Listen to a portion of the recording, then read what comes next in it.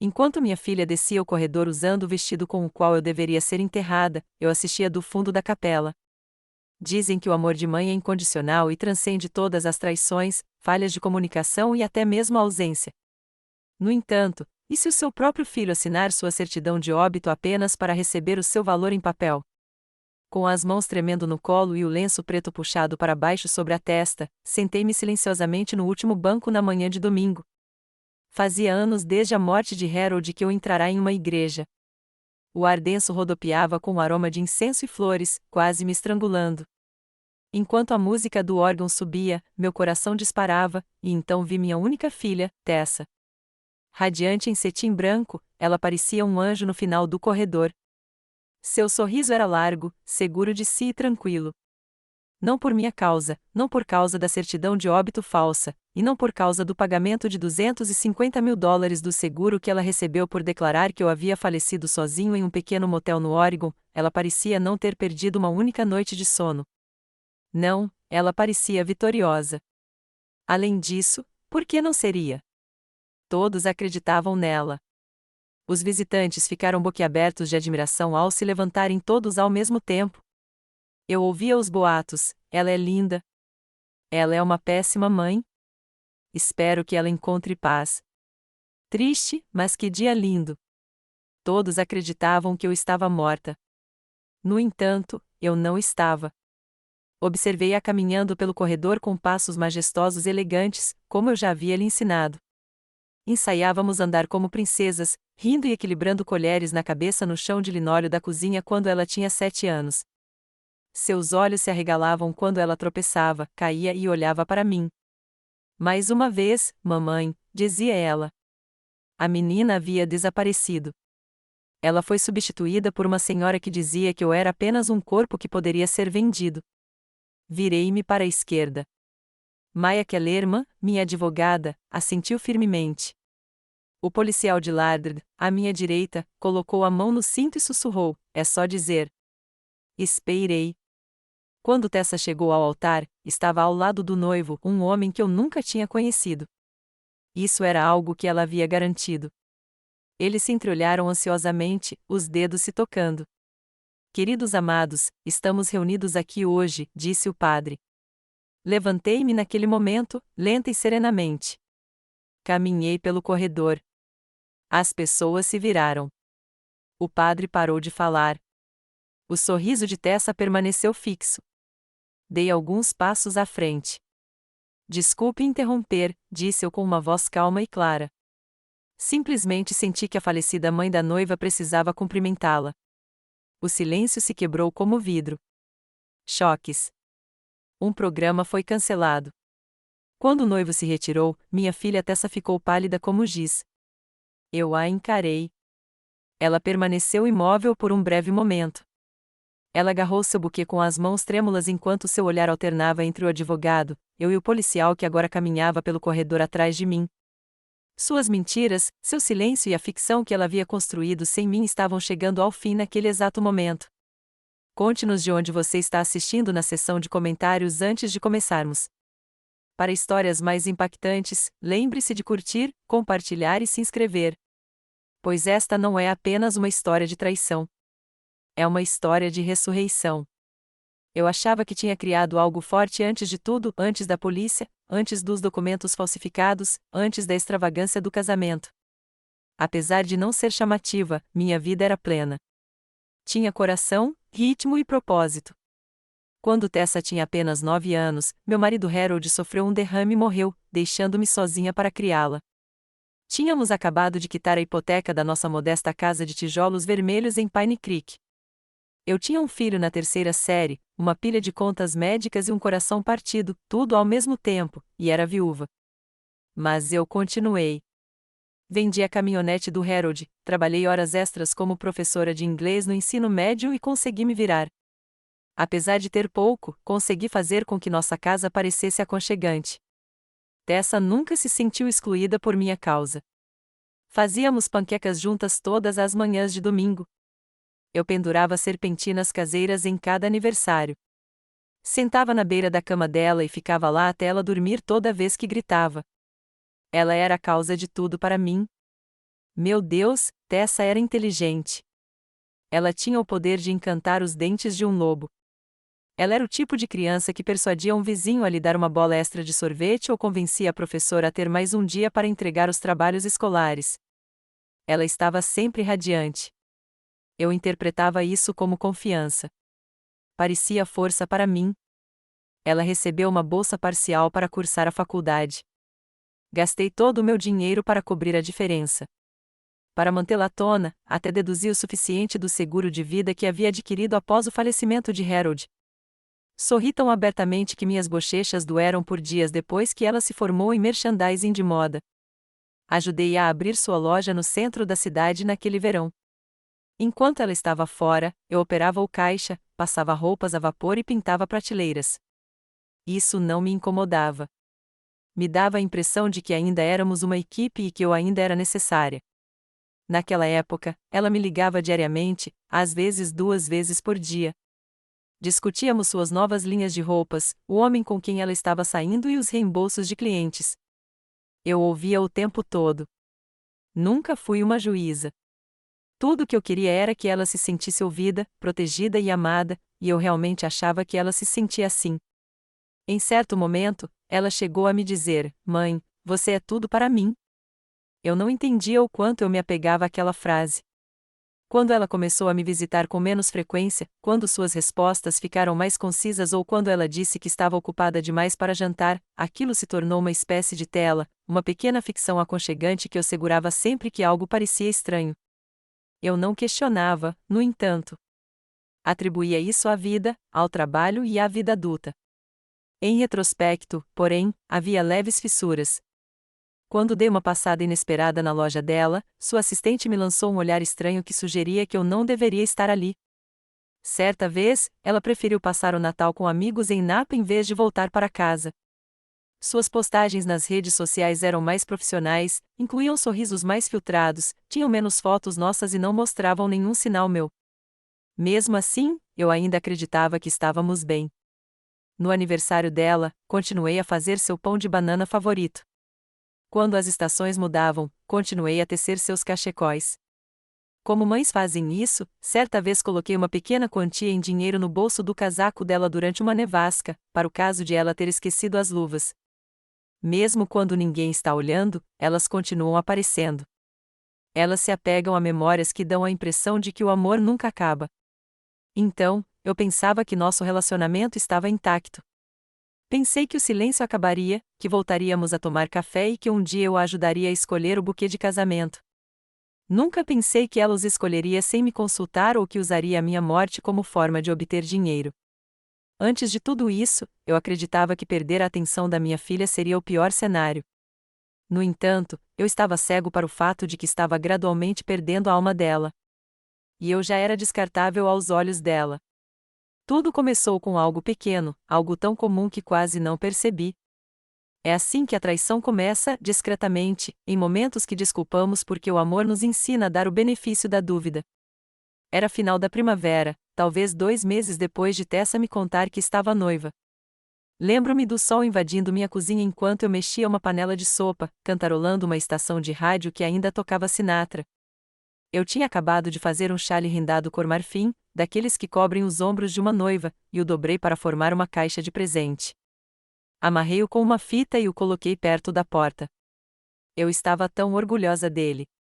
Quando liguei para ela, ela atendeu no segundo toque. Tessa, eu disse, fiz uma coisa para o seu casamento. Estava pensando em almoçarmos juntos esta semana. Adoraria te entregar pessoalmente. Ela fez uma pausa um pouco longa demais. Que fofo, mãe, mas na verdade eu tenho provas e reuniões com fornecedores a semana toda. Vou ficar atolada. Ah, eu disse, disfarçando o frio na barriga. Bem, talvez eu possa passar na loja e deixar. Ela suspirou, suspirou mesmo. É que as coisas estão meio caóticas agora. Talvez seja melhor deixar na varanda. Hesitei. Tessa, é feito à mão. Eu adoraria ver sua cara quando você abrir. Ela soltou uma risadinha, daquelas que não chegam aos olhos. Você está sendo dramática. Tenho certeza de que é adorável. Olha, eu te chamo por face time quando tiver a chance, ok? Nunca fizemos esse face time. Tentei não deixar que isso me machucasse. Disse a mim mesma que ela estava estressada, toda noiva tem muita coisa para fazer. Mas algo dentro de mim me incomodou, uma sensação tênue e desconfortável, como estar em uma sala que de repente esfriou. Algumas semanas depois, sugeri a ideia de ajudá-la a planejar a cerimônia. Fui cuidadosa e gentil nas minhas palavras. Sabe, eu disse enquanto nos sentávamos em uma cafeteria perto da boutique dela, se você precisar de ajuda com os arranjos, flores, mesas, qualquer coisa, eu adoraria ajudar. Pode ser divertido, como nos velhos tempos. Ela mexeu o café sem olhar para cima. Obrigada, mãe, mas tenho uma equipe cuidando disso. Além disso, hoje é o meu dia. Sua voz não era ríspida, mas era firme. Final. Ela enfiou a mão na bolsa e tirou um par de óculos de sol, já se preparando para sair. Assenti, tentando sorrir, mas parecia que meu rosto não sabia como. Claro. É só dizer. Ela se levantou e beijou o topo da minha cabeça. Te amo, disse ela suavemente, já a meio caminho da porta. E assim, de repente, o momento passou. Esse foi o primeiro sinal de alerta, a sua discreta rejeição a mim, não com crueldade, mas com desinteresse. Não foi o que ela disse e foi o que ela não disse. O calor que não estava lá, o jeito como seus olhos não buscavam os meus como costumavam fazer quando ela queria compartilhar algo real. Ela não perguntou como eu estava. Não me agradeceu por me oferecer ajuda. Nem se deu ao trabalho de terminar o café. E quando fiquei parado observando-a se afastar, me dei conta, ela ainda não tinha me convidado para conhecer o noivo. Nenhuma vez. Eu tinha sido a primeira pessoa para quem ela ligou quando foi aceita na faculdade, a primeira pessoa com quem ela chorou depois do primeiro término. Ajudei-a a declarar o imposto de renda, escrevi seu currículo, dirigi 2 horas uma vez só para levar sopa para ela quando ela estava gripada. Mas agora, eu era apenas uma nota de rodapé, uma formalidade. Naquela tarde, fui a pé para casa em vez de pegar o ônibus. Eu precisava do tempo, do vento, do ritmo dos meus próprios passos para superar a dor no peito. Disse a mim mesma para não dar muita importância àquilo. Ela só está ocupada, eu disse em voz alta para ninguém. Ela está construindo a vida dela. Isso é bom. Mas, no fundo, eu sabia que algo havia mudado. Ela não estava apenas ocupada. Ela estava fazendo escolhas, estabelecendo limites. E a cada limite, eu estava sendo gentilmente empurrada para fora. A pior parte. Eu sorri durante tudo isso, fingi que nada estava errado porque não queria acreditar que a criança a quem dei a minha vida estava começando a me apagar. No começo, atribuí isso ao estresse do casamento.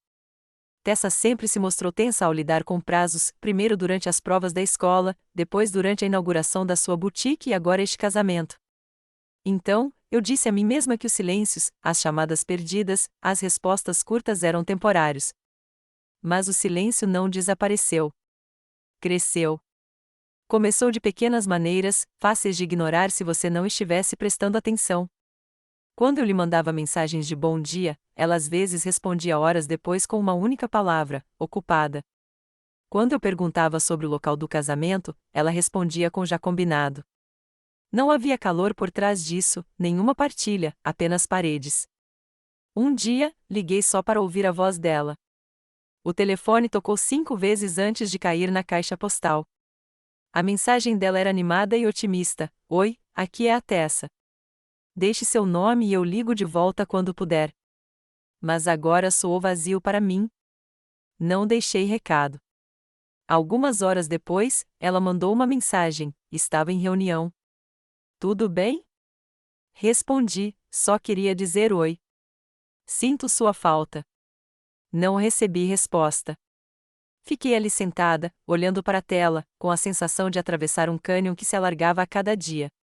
Na semana seguinte, tentei visitar a boutique dela. Eu tinha assado um pão de limão fresco, o favorito dela, e pensei que uma visita surpresa poderia lembrá-la de que ainda estávamos conectados. Quando entrei, a jovem no balcão, alguém que eu não conhecia, me lançou um olhar hesitante. Oi, posso ajudar? Ela perguntou. Sou a mãe da Tessa, respondi com um sorriso, só passando para levar um doce para ela. A menina se mexeu, sem jeito. Ah, ela saiu mesmo. Acho que está em reuniões a tarde toda. Assenti educadamente, coloquei o pão embrulhado no balcão e deixei meu nome num bilhete. Mas quando me virei para ir embora, percebi algo em seus olhos, pena. Aquele brilho de meio segundo de alguém que sabe mais do que diz, alguém que vê a distância que finjo não ver. Naquela noite, recebi uma mensagem da Tessa: Ei, gostei do pão. Só para você saber, provavelmente é melhor ligar antes da próxima vez. Ando super ocupada ultimamente. Espero que esteja bem. Aquela mensagem me magoou mais do que eu admiti. Sentei-me à mesa da cozinha, olhando para ela, o zumbido da geladeira preenchendo o silêncio ao meu redor. Eu não estava apenas sendo excluída. Eu estava sendo excluída. Sem convites para degustações de bolo, sem atualizações sobre o noivo dela, Logan, sem a união entre mãe e filha por causa da escolha de flores ou playlists de música. Todos os momentos que eu havia imaginado por anos se foram. Eu nem sabia que tipo de vestido ela tinha escolhido. O estranho é que ela não parecia brava comigo. Não houve briga, nem confronto, apenas um congelamento lento, como se eu estivesse me tornando uma estranha, uma ligação sem resposta de cada vez. Tentei conversar com minha irmã Ruth sobre isso certa manhã, enquanto tomávamos café. Ela franziu a testa, tomando um gole da caneca. Você perguntou a ela se há algo errado? Perguntou Ruth, gentilmente. Talvez ela esteja apenas sobrecarregada. Não sei, respondi. Sinto que a estou incomodando, mesmo quando estou só dizendo oi. Ela é sua filha, Ruth me lembrou. Não deixe que ela te empurre para o escuro. Mas era isso que eu sentia, ser discretamente transferida para um canto escuro da vida dela, onde eu ainda podia vê-la, mas não tinha permissão para ser vista. Não era crueldade pura e simples. Era negligência em sua forma mais dolorosa, a ausência de presença, a maneira como ela continuava vivendo enquanto deixava claro que eu não fazia mais parte daquela vida. Certa noite, dei uma olhada nos meus álbuns de fotos antigos. Uma imagem me deixou perplexa: Tessa, de 12 anos, segurando uma caneca com a frase "a melhor filha" em que ela mesma fizera na aula de artes. No verso, com uma letra torta, ela havia escrito: "Você é minha pessoa favorita, mamãe." Tracei as palavras com o dedo e senti as lágrimas brotarem, lentas e amargas. O que eu tinha feito para passar de sua pessoa favorita a alguém que ela mal reconhecia? Eu ainda não sabia, mas isso não era o pior. A verdadeira traição ainda estava por vir. Mas, àquela altura, ela já havia praticado me apagar emocionalmente, passo a passo. Só que levei muito tempo para perceber. A última rachadura no meu coração não veio de uma briga ou de uma mensagem cruel. Veio de um brunch. Tessa me convidou, surpreendentemente, depois de semanas de silêncio. Um pequeno encontro com os padrinhos, disse ela ao telefone, com a voz firme. Nada especial, só mimosas e doces. Você pode passar por volta das 10, se quiser. Se quiser. Essa frase ficou na minha cabeça. Mesmo assim, cheguei cedo, segurando um presente cuidadosamente embrulhado. Era um medalhão de prata com a data do casamento dela gravada, e dentro havia uma pequena foto dela bebê nos meus braços. Fiquei em dúvida a semana toda se entregaria a ela em particular ou durante o brunch. Mas, no final, escolhi a esperança. Escolhi o amor em público. Usei meu vestido mais bonito, arrumei o cabelo do jeito que a Tessa costumava elogiar e levei uma caixa de scones caseiros, seu favorito de mirtilo e limão. Queria parecer que pertencia ao mundo dela, mesmo que ela me mantivesse fora dele ultimamente. O restaurante era um daqueles lugares novos e elegantes, com paredes de vidro, decoração minimalista e garçons que pareciam modelos em segundas intenções. Tessa sentou-se a uma mesa comprida com 6 amigas, suas madrinhas, todas jovens, lindas, todas conversando entre si, com risadas que se espalhavam pelo espaço aberto. Ela olhou para cima quando cheguei, mas não se levantou. Oi, mãe, disse ela, acenando de leve. Que bom que você veio. As meninas se viraram para me olhar. Uma delas sussurrou algo atrás do guardanapo e riu baixinho. Aproximei-me com o presente e os scones, tentando manter o sorriso firme. Trouxe uma coisinha, disse eu, colocando a caixa embrulhada na mesa. Tessa olhou para ela como se fosse algo inconveniente. Você não precisava trazer nada, mãe, disse ela. Uma das madrinhas, uma garota com cachos perfeitos e óculos de sol enormes na cabeça, interrompeu: sua mãe é tão antiquada. Que fofo. A mesa riu.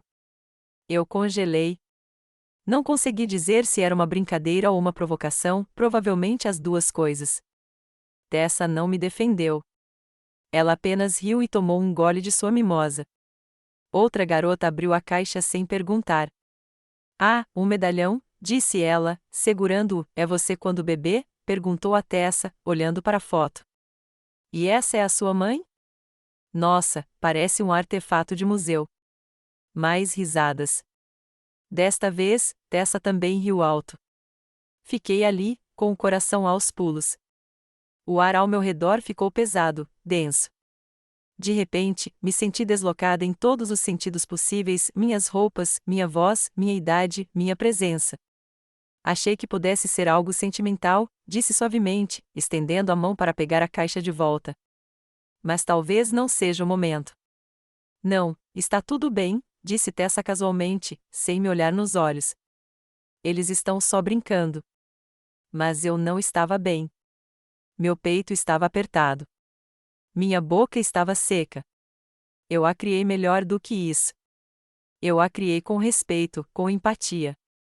E, no entanto, ela ficou sentada ali enquanto suas amigas zombavam de mim, como se eu fosse um acessório do seu passado que ela tinha vergonha de reivindicar.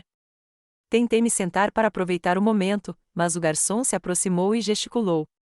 Desculpe, senhora, eles só reservaram para 6. Pesquei. 6? Não 7. Não eu. Ah, disse baixinho. Claro. Virei-me para sair. Meus sapatos pareciam mais pesados a cada passo. Pouco antes de sair pela porta, olhei para trás uma vez. Tessa já estava no meio da conversa novamente, rindo de outra coisa. O medalhão estava esquecido sobre a mesa, meio fora da caixa, a fita pendurada como um fio solto que ninguém se importava em amarrar. Só chorei quando cheguei ao carro. Sentei-me ao volante, olhando para o estacionamento ensolarado, com as risadas do restaurante ainda ecoando em meus ouvidos. Aquele brunch mexeu comigo. Não foi só o constrangimento. Foi a constatação. Eu não estava apenas sendo negligenciada. Eu estava sendo publicamente desconsiderada, ridicularizada, tratada como um inconveniente em uma vida que ajudei a construir. Foi nesse momento que parei de inventar desculpas para ela. Porque o amor não humilha, não em particular e muito menos na frente de estranhos. E se ela estava disposta a me envergonhar daquele jeito por causa de um brunch, do que mais ela era capaz? Eu estava prestes a descobrir. Depois do brunch, algo dentro de mim mudou, não de forma dramática. Não houve portas batendo, nem gritos, apenas uma silenciosa percepção de que eu não tinha mais um lugar à mesa na vida da minha filha. Mesmo assim, tentei uma última vez. Uma semana depois, liguei para Tessa e convidei para almoçarmos juntos. Só nós duas, eu disse. Sem aglomeração, sem amigos. Eu gostaria de conversar. Houve uma pausa do outro lado da linha. Estou atolada de coisas do casamento, mãe. Pode esperar? Não, respondi, surpreendendo até a mim mesma com a firmeza na minha voz. Não pode mesmo. Outra pausa. Um suspiro. Certo. Quinta-feira, meio-dia, no Café Bell. Cheguei 10 minutos adiantada. Ela chegou 15 minutos atrasada, de óculos escuros, mal tirando os olhos do celular enquanto se sentava. Não tenho muito tempo, disse ela, acenando para o garçom sem nem olhar para mim. O Logan vem me buscar a 1. Temos uma degustação de bolos. Observei-a atentamente. Ela estava deslumbrante, sempre estava. Mas havia um frio por trás do esmalte. A menininha que costumava puxar minha mão nas feiras livres, a adolescente que chorou em meus braços após sua primeira decepção amorosa, ela não estava ali. Só preciso te perguntar uma coisa, eu disse, cruzando as mãos sobre a mesa. Fiz alguma coisa que te chateou? Ela inclinou a cabeça levemente. Por que você acha isso? Porque você não fala mais comigo. Porque eu descobri seus planos de casamento pelo Facebook. Porque você deixou seus amigos zombarem de mim na minha cara, e você não disse nada. Ela desviou o olhar. Você está exagerando. Sou eu? Ela finalmente me olhou nos olhos, e o que vi me arrepiou, não raiva, não culpa, indiferença. Olha, disse ela, este é o meu momento, meu casamento, minha vida. Não preciso de você envolvida em cada detalhe. Você teve a sua vida, mãe. Deixe-me ter a minha. Algo naquelas palavras, você teve sua vida, caiu como um tapa, como se eu já estivesse acabado, como se minha relevância tivesse expirado no momento em que ela fez 18 anos. Assenti lentamente. Eu entendo, disse eu, embora não entendesse, não completamente, ainda não. Comemos em silêncio. Ela mal tocou na salada. Eu mal toquei no meu coração. Quando nos levantamos para ir embora, enfiei a mão na bolsa e tirei um envelope. Dentro havia um cheque de $5.000, dinheiro que eu havia economizado nos últimos 2 anos para algo especial, algo para ela, para este casamento. Ela olhou para o cheque e piscou. O que é isso? Só uma coisa para ajudar. Sem compromisso. Ela pegou o presente sem dizer uma palavra e o guardou na bolsa como se fosse um cupom. Eu a observei ir embora. Não chorei. Não pedi para ela ficar. Fiquei ali parada, observando sua silhueta desaparecer na esquina. Naquela noite, fui para casa e sentei-me na sala, a casa dolorosamente silenciosa. Olhei para a foto antiga sobre a lareira, testa de Maria Chiquinha, os braços em volta do meu pescoço. Um desenho que ela fizera no jardim de infância ainda estava pendurado na geladeira, eu e a mamãe, melhores amigas para sempre. Tirei-o. Não o rasguei. Não o joguei fora. Apenas o dobrei e guardei numa gaveta. No dia seguinte, fiz algo que não fazia há anos. Arrumei uma mala, não uma mala cheia, apenas o suficiente para algumas semanas, roupas, livros, minha bolsa de tricô. Liguei para minha velha amiga Cheryl, que tinha uma casa de 3 andares na cidade vizinha e costumava dizer, sempre que precisar de um descanso, venha ficar comigo. Ela atendeu ao primeiro toque. Ao cair da noite, eu tinha ido embora. Não contei para Tessa. Não deixei um bilhete. Não senti necessidade de me explicar para alguém que já havia me apagado da vida dela. Enquanto dirigia para longe da casa que passei 3 décadas construindo, eu não estava com raiva. Eu estava oca, silenciosamente destruída. Mas, em algum lugar lá no fundo, uma recha de força se agitou, uma voz que sussurrou: este não é o fim. Você ainda está aqui. Eu ainda não sabia o que estava por vir. Não sabia que a pior traição ainda estava por vir.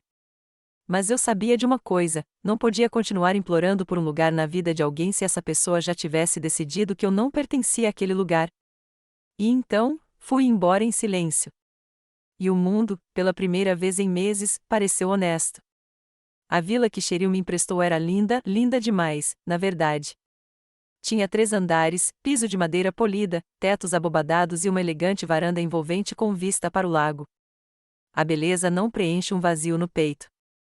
Não abafa os ecos da rejeição. O silêncio era ensurdecedor. Cheryl tentou alegrar o ambiente com flores, abasteceu a despensa com meus chás favoritos e disse todas as coisas certas.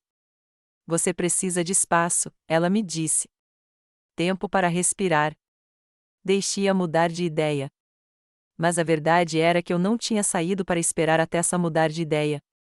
Saí porque não aguentava mais um telefonema frio ou um olhar passageiro. Não podia continuar fingindo que a indiferença dela não me esgotava. Na primeira semana, tentei me manter ocupada. Reorganizei a estante. Assei muffins que nunca comi. Organizei o armário de roupas de cama. Mas, por mais que ocupasse minhas mãos, minha mente voltava sempre para aquele brunch, para o tom de voz dela no almoço, para o olhar dela quando me disse que eu já tinha vivido a minha vida. Essas palavras me assombravam. Na segunda semana, parei de cozinhar. Deixei a louça na pia. Usei o mesmo suéter por 3 dias. Fiz longas caminhadas que não pareciam exercício, apenas vagando sem rumo pelas casas de outras pessoas, pelas janelas de outras pessoas iluminadas com famílias, jantares e risadas, uma vida que eu costumava ter. Certa tarde, fui longe demais e tive que me sentar em um banco de parque no meio do caminho. Lembro-me de ver uma jovem mãe perseguindo seu filho pequeno por uma pilha de folhas de outono. Ela ria, ofegante, com as bochechas coradas de amor. O menino caiu e, sem hesitar, ela o pegou no colo e beijou sua testa. Não sei por que aquele momento me destruiu, mas destruiu. Sentei-me naquele banco de madeira frio e chorei mais do que em anos, o tipo de choro que vem de dentro, que sai das costelas como algo morrendo. Meu cachecol estava úmido, meus olhos inchados. Devia parecer louca para os transeuntes, mas não me importei. Chorei porque sentia falta da Tessa. Chorei porque não a reconhecia mais. Chorei porque parte de mim ainda se perguntava o que eu tinha feito de errado, onde eu tinha falhado. Mais tarde naquela noite, peguei um diário antigo que eu tinha arrumado na última hora. Eu não escrevia nele havia mais de um ano. Folheei as páginas, algumas cheias de listas de compras e desabafos inofensivos, outras com doces lembranças, o primeiro dia de aula da Tessa, a vez em que construímos um forte de travesseiros e dormimos dentro dele, o aniversário em que ela chorou quando a surpreendi com um cachorrinho que ela chamou de Muffy. Virei para uma página em branco. Minhas mãos tremiam quando peguei a caneta. Não sei mais quem ela é, mas me lembro de quem ela era. E sinto tanta falta daquela garota que chega a doer. Parei. Dei tudo a ela, tudo que eu tinha, e agora sinto como se tivesse desaparecido. As palavras jorraram, página após página, raiva, tristeza, vergonha, amor, arrependimento. Preenchi metade do diário naquela noite, despejando tudo o que havia guardado nos últimos 6 meses. Quando terminei, minhas mãos estavam doloridas. Meu corpo parecia pesado. Mas havia algo mais também, uma clareza estranha, como se eu tivesse dado um nome ao monstro no quarto. E agora que tinha um nome, não parecia tão poderoso. Foi naquela noite que cheguei ao fundo do poço, não porque eu não tivesse nada, mas porque percebi o quão vazio eu havia me deixado ficar, apenas tentando permanecer dentro da vida de outra pessoa. Sentei-me diante do espelho naquela noite e observei meu próprio reflexo, rugas que eu não havia notado antes, olhos opacos por tantos dias sem alegria de verdade, uma mulher que parecia ter prendido a respiração por tempo demais. Toquei meu peito. Ainda estou aqui, sussurrei. Repeti isso várias vezes, como uma prece que eu não sabia que precisava. Ainda estou aqui. Ainda estou de pé. Ainda sou eu. Eu ainda não sabia, mas aquele momento foi o começo de algo novo. Às vezes, é preciso perder tudo o que você achava importante para descobrir do que você realmente é feito. E eu não fui feito para desaparecer. Era uma terça-feira quando tudo mudou, o tipo de dia que começa lento, céu nublado, sem compromissos, sem urgência. Decidi fazer algumas coisas só para me forçar a sair de casa. Eu não falava com a Tessa havia quase um mês. E, naquele momento, parei de olhar o nome dela no celular. Eu não esperava que nada acontecesse naquele dia, mas aconteceu. Fui à seguradora para verificar uma pequena apólice que eu tinha há décadas, nada extravagante, apenas um modesto plano de cobertura de viagem que eu sempre mantinha ativo caso fizesse um cruzeiro ou finalmente chegasse à Irlanda, como Harold e eu sonhávamos. Eu não tocava nela desde antes da confusão do casamento. Mas, por algum motivo, eu queria ver se ainda estava ativa. Talvez eu estivesse buscando alguma sensação de normalidade, algo na minha vida que não tivesse sido roubado ou distorcido. O escritório estava silencioso, paredes bege, o zumbido suave de impressoras e luzes fluorescentes. Esperei 10 minutos até que uma jovem no balcão me chamasse. Ela Mercer. Dei um passo à frente com meu documento de identidade na mão. Só para verificar uma apólice antiga. Pode parecer bobagem, mas gosto de acompanhar as coisas. Ela digitou meu nome no computador e então congelou. Seus dedos pairaram sobre o teclado, seus olhos se estreitaram. Desculpe, disse ela. Você pode confirmar sua data de nascimento? Confirmei. Ela piscou, olhou a tela 2 vezes e olhou para mim. Deve haver um erro aqui, disse ela lentamente. Nosso sistema lista você como falecida. Eu ri, achando que ela estava brincando. Bem, eu estou aqui, não estou? Ela não riu. Desculpe, senhora, mas isso não é um erro administrativo. Alguém entrou com um pedido de indenização há 6 semanas, anexado a uma certidão de óbito. Seu processo foi encerrado. Meu coração disparou. Aproximei-me do balcão. Quem entrou com o pedido? Ela hesitou. Não posso divulgar essa informação. Inclinei-me, tentando manter a compostura. Este é o meu nome, minha apólice, minha identidade, e você está me dizendo que alguém fingiu que eu estava morta? Eu posso chamar meu supervisor. Ela foi embora. Fiquei ali, atordoada, olhando para os ladrilhos de carpete cinza como se pudessem oferecer alguma explicação. Senti-me tonta, como se o chão estivesse se inclinando. Quando ela voltou, um homem de colete azul marinho e óculos a seguiu. Eles me levaram para uma sala lateral e me mostraram o arquivo. Lá estava, meu nome, minha data de nascimento, meu número de apólice, uma cópia digitalizada de uma certidão de óbito. Local da morte, Portland, Oregon. Causa da morte, embolia pulmonar. A assinatura no formulário de solicitação de indenização me embrulhou o estômago, Tessa Mercer. Ela havia escrito a mãe falecida ao lado do nome. Eles haviam enviado o cheque 2 semanas antes para um endereço que eu não reconheci. Não falei nada por quase um minuto inteiro. Minha respiração ficou presa no peito. Meus ouvidos zumbiam. Ela disse que eu estava morto, sussurrei. Minha filha me declarou morto. O supervisor pigarreou. Senhora, recomendo que procure um advogado imediatamente. Isso é fraude de identidade e possivelmente fraude de seguro também. Levantei-me lentamente, com as pernas trêmulas, e saí do escritório. Não fui para casa.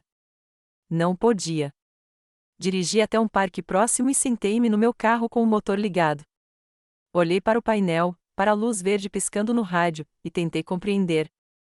Tessa não me ignorou simplesmente. Ela não me expulsou da vida dela. Ela me apagou do papel, aos olhos do governo, para uma empresa em que eu confiava há décadas. Ela não ligou para explicar. Não verificou se eu estava bem. Simplesmente seguiu em frente com um cheque de $250 mil e a história de que sua mãe havia morrido longe, sozinha. Peguei meu celular e procurei o endereço listado na solicitação, uma caixa postal registrada em nome de Tessa. Cada evidência confirmava a verdade. Não foi um erro. Não foi um mal-entendido. Ela sabia exatamente o que estava fazendo e achou que eu nunca descobriria. Mas eu descobri. E daquele momento em diante, algo dentro de mim despertou não apenas raiva, algo mais forte, determinação. Não dormi naquela noite. Depois de descobrir a fraude do seguro, voltei para a vila e sentei-me no escuro, com os documentos impressos espalhados sobre a mesa de jantar de Cheryl como um arranjo fúnebre para a verdade. Meu chá esfriou. Minha mente, no entanto, fervia. A descrença havia passado. A mágoa havia passado. Agora eu estava em algo diferente, algo novo, não raiva, não vingança, algo mais frio, algo mais claro, clareza. Foi como se alguém tivesse girado uma chave na minha espinha e me deixado de pé novamente. Senti a velha versão de mim mesma, aquela de antes do brunch, do silêncio, da rejeição, subir como uma maré. Eu não era apenas a mãe que ela havia jogado fora. Eu era uma mulher que tinha sido usada, sobre quem mentiram, declarada morta por dinheiro, e eu ainda estava viva. Viva e pensando. Abri meu laptop e procurei por um nome que eu não dizia em voz alta há anos, Maya Kellerman. Ela era uma ex-aluna minha. 25 anos atrás, ela se sentava na primeira fila da minha aula de inglês avançado com um cérebro de chicote e olhos que não deixavam escapar nada. Agora, ela era uma advogada atuante com a reputação de ser quieta, afiada e implacável no tribunal. Encontrei o site dela e enviei uma mensagem. Assunto: preciso de ajuda. Ela me declarou morta. Me ligou na manhã seguinte. Senhora Mercer, sua voz soou, calorosa, mas curiosa. A senhora está bem viva, pelo que vejo. Gostaria de não estar, respondi, secamente. Assim, isso doeria um pouco menos. Contei tudo a ela, sobre a distância, o apagamento, o brunch, a apólice, a certidão falsificada. Ela pediu cópias. Digitalizei e enviei antes do fim da ligação. Naquela noite, nos encontramos no escritório dela e assinei uma procuração limitada. Maya não perdeu tempo. Ela contatou a seguradora, registrou uma queixa de fraude e começou a redigir cartas ao cartório, solicitando uma auditoria da certidão de óbito. Ela contratou um investigador particular para documentar os passos que Tessa havia tomado, preencher a papelada, arrecadar fundos, alegar ser parente mais próximo. A pista nem estava tão bem escondida. E, durante todo esse tempo, eu não disse nada a Tessa. Não liguei. Não confrontei. Não perguntei por quê. Eu sabia que haveria um momento para perguntas, mas não agora. Agora, eu estava observando, ouvindo, me preparando. Algo em mim havia mudado para sempre. Eu estava farto de inventar desculpas para o comportamento dela, de ignorar o desrespeito como estresse ou nervosismo do casamento.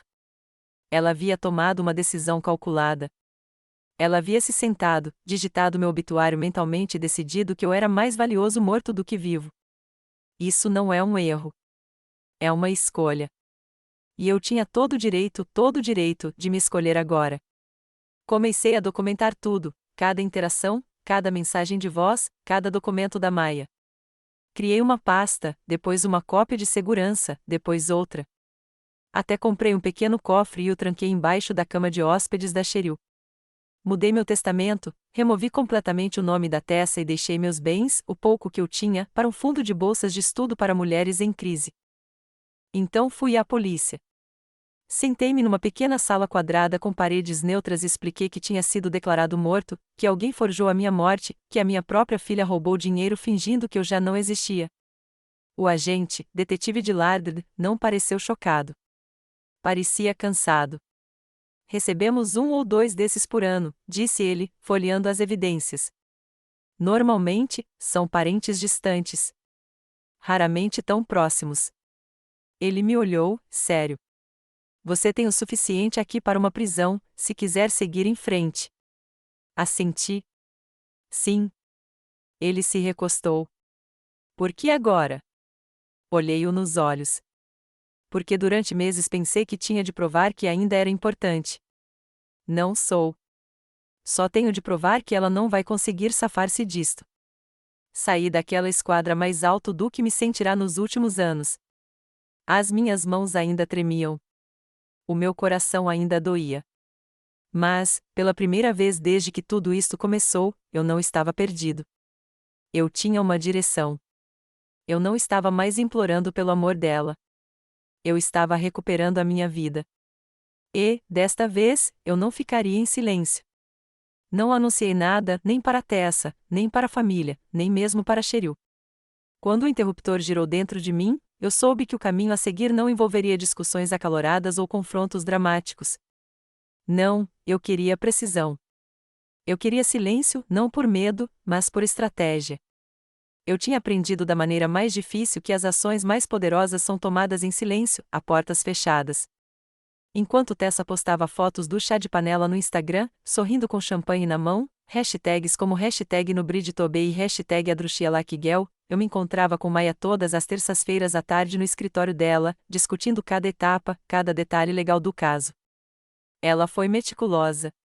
Isso não será apenas fraude de seguro, explicou, apontando para uma folha de estatutos estaduais. Se o promotor insistir, ela poderá ser acusada de apresentar certidão de óbito falsa, roubo de identidade e fraude eletrônica. Engoli em seco. Você acha mesmo que ela vai para a cadeia? Maia me olhou, calma, mas firme. Ela pode ir, mas isso não depende de nós. Nosso trabalho é dar às autoridades policiais tudo o que elas precisam para fazer o que lhes compete. Enquanto isso, a investigadora particular que Maia havia contratado descobriu ainda mais do que eu esperava. Tessa havia aberto uma nova conta com o nome comercial Mercer Legacy Events e canalizado quase metade do pagamento do seguro para ela. Ela planejava expandir, contratar funcionários e transferir a boutique para uma área mais nobre da cidade. Ela não apenas pegou o dinheiro, ela começou a construir uma nova vida com ele, uma vida construída sobre a mentira da minha morte. Era quase poético. Ela estava encenando um casamento com base em mentiras. Mas quanto mais perto ela chegava daquele grande dia, mais poder eu sentia se acumulando silenciosamente sob meus pés. Apresentei uma declaração formal para anular a certidão de óbito fraudulenta, apresentando documentos autenticados em cartório, incluindo uma declaração de identidade sob juramento. Isso desencadeou uma auditoria, que envolveu o oficial de registro do Estado, o legista e até mesmo o escrivão que, sem saber, havia aprovado a certidão falsa. Cada passo deixava um rastro de papel, e cada rastro apontava diretamente para Tessa. Mesmo assim, não disse uma palavra a ela. Não liguei para avisá-la. Não exigi um pedido de desculpas. Não escrevi uma daquelas cartas longas e emotivas que eu costumava imaginar que poderiam abrir seus olhos. Esse tempo já tinha passado. Em vez disso, comecei a ganhar forças. Participei de uma aula de yoga comunitária pela manhã. Comecei a cozinhar novamente para mim, não por hábito, mas por intenção. Cheguei a começar a cuidar do jardim no quintal da Cheryl, plantando lavanda e alecrim ao longo da cerca. Havia algo profundamente curativo em colocar as mãos na terra e cultivar algo vivo quando você era tratado como um fantasma. Também procurei uma velha amiga, Joana, uma mulher com quem eu não falava há quase 10 anos. Ela esteve ao meu lado durante a doença de Harold, e nos distanciamos com o tempo. Eu não sabia se ela se lembraria de mim, mas ela atendeu meu chamado como se o tempo não tivesse passado. Disse ela, com a voz carregada de surpresa. Eu estava pensando em você na semana passada. Nos encontramos para um chá. Conversamos por horas. Contei a ela apenas parte da verdade, o suficiente para explicar a dor nos meus olhos e a hesitação na minha voz quando ela perguntou sobre Tessa. Ela não fez muitas perguntas. Em vez disso, me lembrou quem eu costumava ser, a mulher que um dia liderou as reuniões da Associação de Pais e Mestres como se fossem um tribunal, que coordenou peças de teatro na escola e fez fantasias de Halloween do zero. A mulher que sempre encontrava um jeito de sobreviver. Eu estava me tornando ela novamente. Certa manhã, 3 semanas antes do casamento, Maia me entregou um fino envelope pardo. Dentro estava o boletim de ocorrência. Era oficial, as acusações haviam sido apresentadas. Um mandado de prisão havia sido assinado. Só faltava decidir o tempo. Vamos esperar, disse Maia, até o momento mais importante. Assenti. Eu já sabia quando seria. Circulei a data no meu calendário, 17 de junho, o dia do casamento de Tessa. Ela já havia me enterrado uma vez. Agora eu retornaria não como um fantasma, mas como a mãe que ela não conseguia apagar. Os dias que antecederam o casamento de Tessa foram estranhamente silenciosos, mas não da maneira como o silêncio me assombrara antes. Desta vez, o silêncio parecia proposital, controlado, como a pausa antes de uma tempestade finalmente cair sobre aqueles que construíram suas casas com tijolos roubados. Enquanto ela finalizava os arranjos florais e a distribuição dos assentos, eu finalizava as provas e a coordenação. O detetive de Lardard me mantinha atualizado, com um tom sempre calmo e palavras precisas. Ela não tem ideia, disse-lhe certa tarde ao telefone. Ainda não. Ela acha que este caso está enterrado. Não, respondi. Ela acha que sim. Mas eu não estava. Eu estava bem vivo. E, pela primeira vez em muito tempo, eu começava a me sentir poderoso novamente. A mudança começou com os menores sinais. O cartório enviou a Tessa uma notificação formal informando que sua certidão de óbito estava sob investigação. Ela teria recebido numa quarta-feira, exatamente 10 dias antes do casamento. No dia seguinte, a página do Instagram da sua boutique ficou fora do ar. Postagens foram apagadas, comentários desativados, a página da empresa ficou privada. Mas ela não me ligou, nem para negar, nem para confessar, nem nada. Eu só conseguia imaginar o que aquele silêncio significava agora. Maia confirmou que Tessa havia contatado um advogado, mas ela não havia feito nada publicamente, nenhuma declaração, nenhum controle de danos. Ela provavelmente estava tentando se antecipar discretamente, esperando que os resquícios de sua mentira pudessem ser varridos para debaixo do tapete antes da caminhada até o altar. Mas eu não ia deixá-la entrar em uma nova vida com uma mentira costurada em cada costura do vestido de noiva. Continuei observando. Joana, a amiga com quem eu havia reencontrado, me surpreendeu ao passar na vila certa manhã com um presente. Dentro, havia um vestido azul marinho profundo, longo e elegante, com mangas que caíam suavemente sobre os ombros. Eu vi isso e pensei em você, disse ela. Você vai precisar de algo poderoso para vestir. Segurei-o contra mim em frente ao espelho. Era lindo, mas, mais do que isso, parecia uma armadura. Havia algo surreal em me preparar para um casamento para o qual eu não tinha sido convidada, em escolher joias e sapatos sabendo que minha presença desmantelaria todas as ilusões que ela havia criado. Mas eu não me sentia nervosa. Eu me sentia pronta. Pela primeira vez, eu não era a mulher sentada em silêncio, esperando ser chamada. Eu era a detentora da verdade. E ela não fazia ideia do que estava por vir. Naquele sábado, Cheryl bateu à minha porta com um sorriso gentil. Você está bem? Assenti. Nunca tive tanta certeza. Sentamos na varanda, bebendo água com limão. Pássaros cantavam em algum lugar além das árvores. Era silencioso, tranquilo, mas, desta vez, o silêncio era meu. Naquela tarde, recebi uma mensagem da Maia, tudo confirmado. Temos sinal verde para amanhã. A equipe do Dillard seguirá seu exemplo no local. Horário de entrada, 13h45. A cerimônia de casamento estava marcada para as 14 horas em ponto. Perfeito. Fechei o celular e o coloquei de lado. Era estranho pensar em quão longe eu tinha chegado desde aquela primeira noite na vila, quando chorei sozinha em um lenço, pensando que tinha sido descartada pela pessoa que mais amava, quando eu não conseguia nem me olhar no espelho sem me perguntar o que tinha feito de errado. Mas agora eu sabia que não. Tessa não tinha me afastado por causa de algo que eu fiz. Ela me afastou porque sabia quem eu era. E ela sabia que não podia mentir para mim para sempre. Então, ela escolheu um mundo onde eu não existia.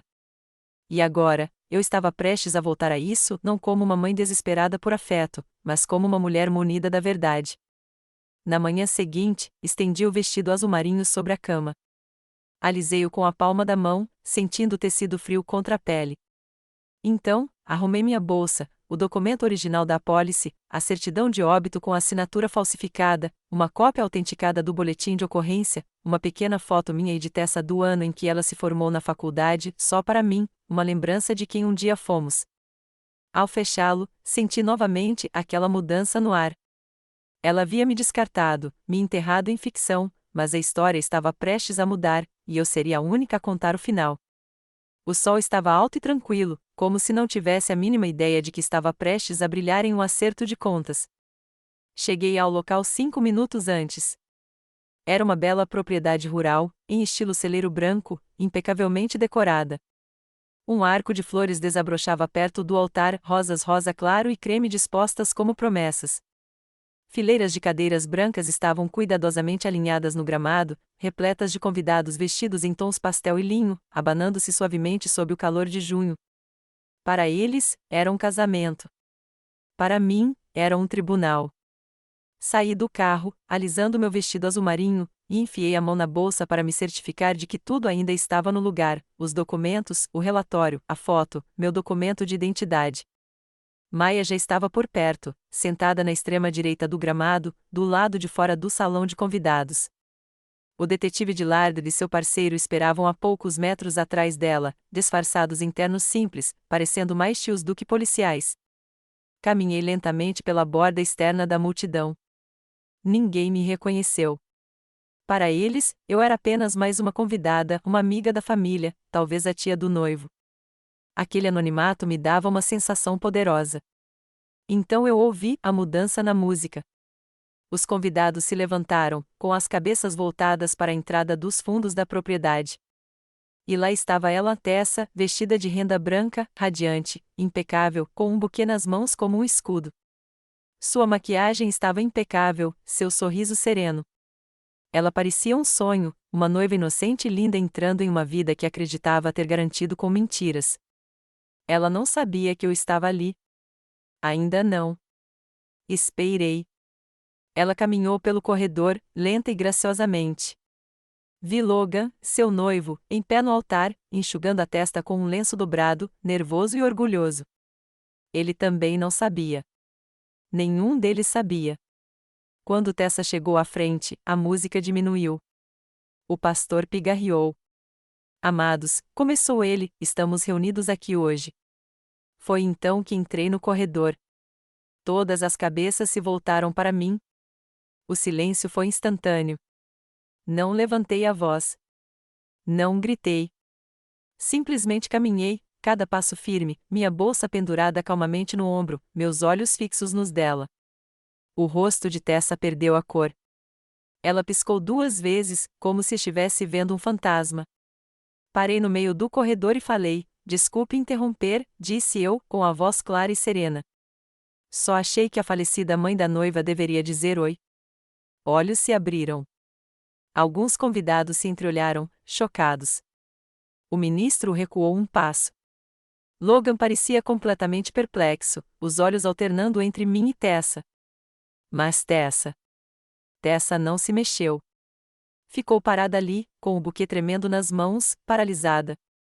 Atrás de mim, Maya se levantou. O detetive Dillard e seu parceiro começaram a se aproximar. "Estou bem vivo", continuei. "E trouxe documentos para provar isso, assim como algumas pessoas que gostariam de falar com a noiva sobre a apólice de seguro que ela recebeu depois de falsificar minha certidão de óbito." Sussurros se transformaram em murmúrios. Cadeiras rangeram. Uma mulher na primeira fila ofegou e agarrou suas pérolas. "Tenho cópias de todos os formulários", eu disse, enfiando a mão na bolsa, incluindo o que ela assinou declarando que morri em Portland, Oregon. "Para aqueles que não me conhecem, sou Elaine Mercer, a mãe dela. E, como podem ver, não estou morta." Dillard chegou ao altar. Delicadamente, pousou a mão no cotovelo de Tessa. "Tessa Mercer", disse ele, profissional, mas firme, "você está sob investigação por múltiplas acusações de fraude, incluindo roubo de identidade e fraude de seguro." Ela finalmente se moveu, afastando o braço. "Isso não está acontecendo", sussurrou. "Você não pode fazer isso." "Na verdade", disse Maya, agora parada atrás de mim, "nós podemos, e estamos." Tessa olhou ao redor da multidão, para Logan, para seus amigos, para seus futuros sogros. Ninguém correu para o seu lado. Ninguém disse uma palavra, porque a verdade havia entrado em seu dia perfeito, e a história que ela construiu não sobreviveria a isso. Observei enquanto ela tentava falar, tentava se recompor, mas a máscara que ela usará por tanto tempo finalmente se rompera. E, pela primeira vez, não me senti quebrada. Me senti inteira, porque não vim para destruí-la. Vim para me recuperar, para dizer sem pedir desculpas que eu nunca tinha ido embora. E eu nunca mais deixaria outra pessoa escrever o fim da minha vida. Há algo surreal em ver seu próprio filho ser escoltado algemado. Não é a raiva que te atinge primeiro, nem mesmo a vingança. É o silêncio, aquele tipo de silêncio vasto e oco que envolve suas costelas e pergunta: "Como chegamos aqui?" Enquanto o detetive Dillard conduzia Tessa pelo corredor que ela havia ensaiado tão cuidadosamente, fiquei paralisada, não de medo, mas de determinação. A mulher que ocupou meu lugar no altar, aquela que disse ao mundo que eu estava morta por um pagamento, não era mais uma filha que eu reconhecia. Suspiros percorreram a multidão. Os convidados recuaram, como se a fraude fosse contagiosa. A violinista abaixou o arco. O noivo, Logan, parecia ter levado um soco no peito. Sua boca se abriu e depois se fechou. Ele não se moveu. Ele não a seguiu. Ninguém a seguiu. Tessa não olhou para mim ao passar. Seus olhos estavam fixos em algum lugar acima do horizonte, como se tudo aquilo fosse um pesadelo que ela pudesse afastar com um piscar de olhos. Seus pulsos estavam delicadamente algemados, o buquê ainda na mão até cair com um baque surdo no chão de madeira do altar. As pétalas se espalharam aos meus pés. Maya se inclinou e sussurrou: "Você fez isso." Mas não se tratava de vingança. Tratava-se de ser vista.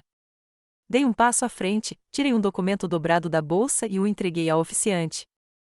"Para constar", disse baixinho, "está uma cópia autenticada do depoimento que anula a certidão de óbito falsa.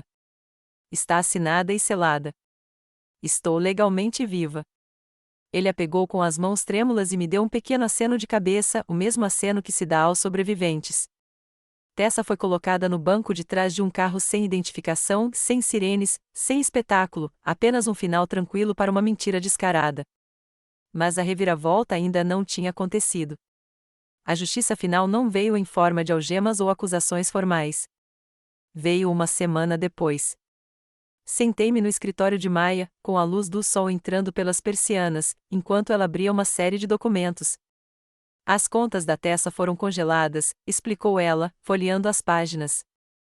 O pagamento do seguro está sendo reembolsado e o contrato de locação da boutique está sob análise por fraude.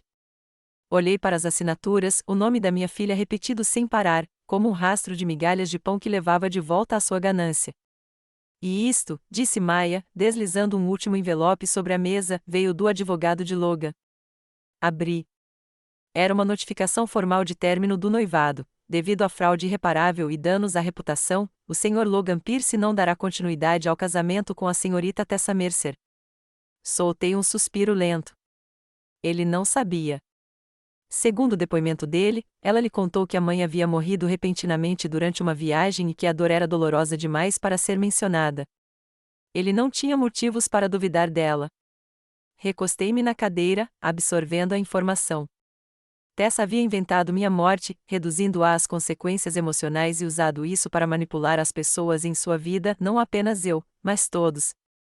Foi poético, na verdade. Ela me enterrou na ficção, e a verdade enterrou tudo que ela construiu. Alguns dias depois, Cheryl e eu passamos de carro pela sua boutique. As luzes estavam apagadas. As janelas estavam vazias.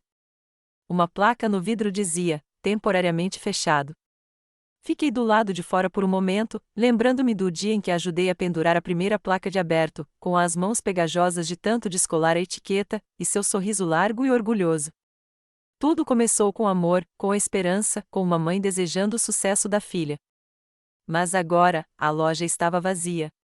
Quando nos viramos para sair, uma mulher surgiu atrás de mim, quase na casa dos 30 anos, vagamente familiar, talvez uma das assistentes da Tessa. Você é a mãe dela, disse ela. Assenti, sem saber o que viria a seguir. Ela fez uma pausa. Só para você saber, você não fez nada de errado. Então ela se afastou, e eu fiquei ali, sem chorar, sem tremer, apenas respirando. Naquela noite, acendi uma vela ao lado da minha cama, não para o luto, para a libertação.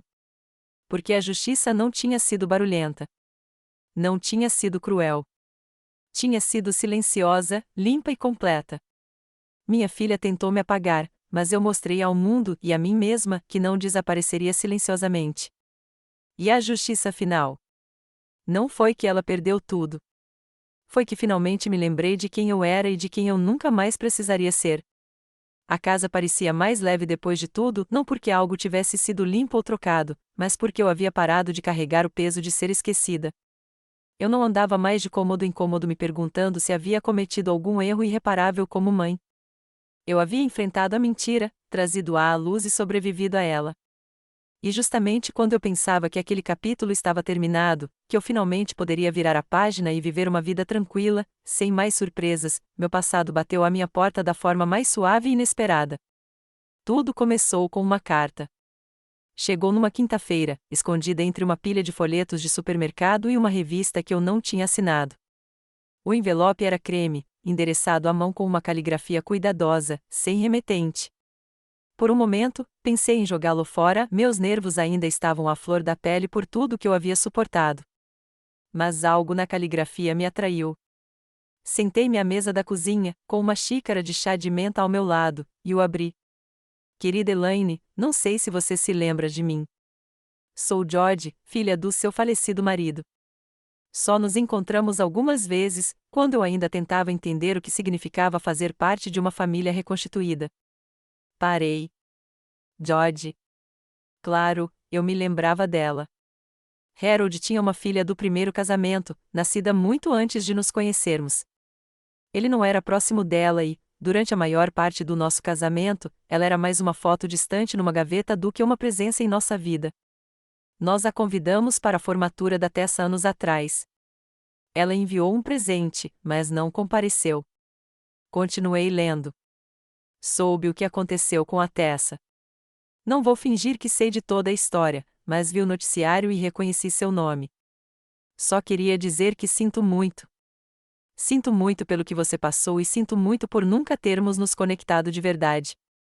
Talvez a culpa seja, em parte, minha, Mas se ainda houver espaço na sua vida para um ramo distante da sua árvore genealógica, eu gostaria de tentar de novo. Recostei-me na cadeira, atordoada. Ela não tinha motivo para me procurar, nenhum interesse na minha vida. Ela não estava pedindo dinheiro. Ela não estava oferecendo conselhos. Ela estava oferecendo conexão.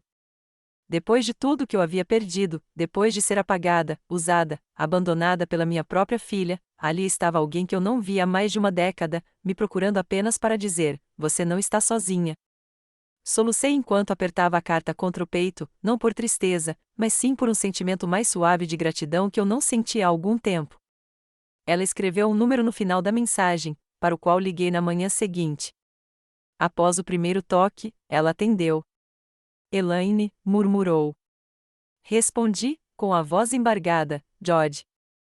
Muito obrigada por me escrever.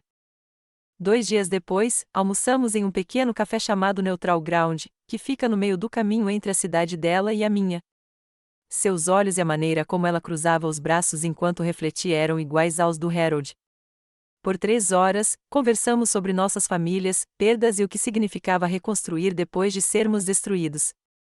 Ela me contou sobre sua filha de 8 anos, Anna, que já faz perguntas profundas sobre o mundo e é incrivelmente inteligente. Ela me perguntou se eu poderia visitá-la algum dia. Sem hesitar, respondi que sim. Éramos apenas duas mulheres ligadas pela dor e pela história, aprendendo a nos reconectar à vida uma da outra como escolhas, em vez de sombras. Não havia constrangimento entre nós, nem necessidade de agirmos mais próximas do que realmente éramos. George me enviou por e-mail uma foto da Anna segurando um livro naquela noite. Eu já havia sugerido o livro ao pai dela uma vez. Um momento de silêncio, um círculo completo. Guardei a foto. Olhei para ela por mais tempo do que pretendia. Vi algo nos olhos daquela criança que não via-nos de Tessa há anos: curiosidade, abertura, um futuro e, talvez, apenas possivelmente, outra oportunidade de ser mãe, não do tipo esperado ou devido, mas do tipo que floresce por respeito e não por dever. Naquela noite, ouvi os grilos enquanto tomava chá no pátio, coberta pelo meu chale. Eu não estava mais sozinha. Porque familiares nem sempre pedem desculpas. Às vezes, isso pode vir sutilmente, na forma de uma carta, um almoço ou o olhar de uma criança que você nem sabia que precisava. Eu também não estava perseguindo isso desta vez. Eu tive uma ideia. Eu estava ajoelhada ao lado de uma fileira de lavandas que eu havia plantado semanas antes no jardim da Cheryl, enquanto o sol começava a se pôr. Pela primeira vez no que pareceu uma eternidade, fui devagar, não por tristeza, mas por paz, e a terra estava quente e perfumada. Eu não estava mais esperando por um chamado. Não esperava um reencontro inatingível. Não estava ensaiando minha resposta para Tessa caso ela batesse à minha porta novamente. Eu tinha posto um fim a tudo aquilo porque finalmente havia me livrado da parte de mim que pensava que o amor era algo que se conquistava, principalmente do próprio filho. O eu que costumava embrulhar presentes para alguém que não me via mais, enviar mensagens com dedos trêmulos e inventar desculpas não estava mais lá. Eu a enterrei com ternura, não com ressentimento, mas com empatia. Com o amor que ela tinha, ela fez o melhor que pôde. Eu era uma pessoa diferente agora, uma pessoa completa. Com minha bolsa de tricô ao meu lado e um cobertor enrolado nos ombros, sentei-me na varanda depois do jantar. Para Anna, filha de George, eu tinha começado a criar um pequeno cobertor de bebê. Seria macio, creme e amarelo, nada extravagante, apenas conforto básico, como o tipo que eu costumava dar para Tessa. Foi então que entendi que o amor não era o problema. Para superar isso, eu não precisava abrir mão do meu amor. Tudo o que eu precisava fazer era parar de implorar por ele. E senti algo que não sentia há anos: liberdade, naquele momento de tranquilidade com o estalar das agulhas e o aroma do alecrim vindo dos jardins de ervas. Refleti sobre a mulher que eu era ao chegar à casa de Cheryl, uma pessoa apavorada, humilhada e insegura. Na minha própria vida, eu era um fantasma, certa de que Tessa se lembraria de mim se eu permanecesse quieta, modesta e carinhosa o suficiente. No entanto, agora eu percebi algo muito mais poderoso. Mentir sobre a sua morte não indica apenas que alguém decidiu te esquecer. Indica que essa pessoa está se arriscando com a ideia de que você não terá dificuldades para ser lembrada. Mas eu fiz isso, com sinceridade, paciência e força, não com raiva ou vingança. A justiça é frequentemente vista como um tribunal ou uma punição sendo aplicada.